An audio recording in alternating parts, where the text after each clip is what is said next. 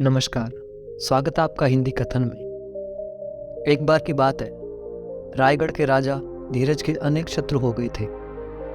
एक रात शत्रु ने पहरेदारों को अपने साथ मिला लिया और महल में जाकर राजा को दवा सुंघाकर बेहोश कर दिया। उसके बाद उन्होंने राजा के हाथ पांव बांधकर एक पहाड़ की गुफा में ले जाकर बंद कर दिया।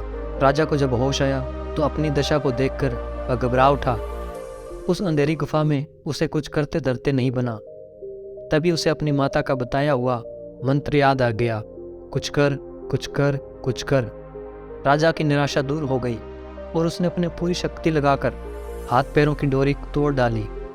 तभी अंधेरे में उसका पैर सांप पर पड़ गया, जिसने उसे काट लिया।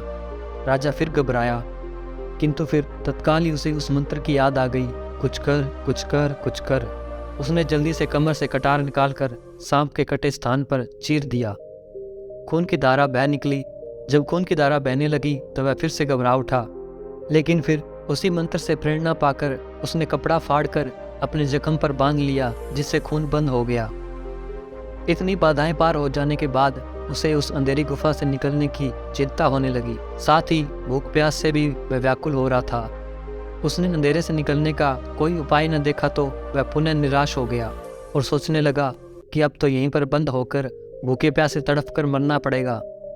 वह उदास होकर बैठा ही था कि उसके दिमाग में उसके माँ का मंत्र फिर से गूंजने लगा, कुछ कर कुछ कर कुछ कर। और वह द्वार के पास आकर गुफा के मुख पर लगे पत्थर को धक्का देने लगा। बहुत बार प्रयास करने पर वह पत्थर नहीं हटा, लेकिन उसने हिम्मत नहीं हारी। वह काफी देर तक प्रयास करता रहा और कुछ देर बाद वह पत्थर थोड़ा सा लुढ़क गया और वहां से उसका रास्ता बन गया। वह वहां से निकलने में सफल हो गया और अपने महल वापस आ गया।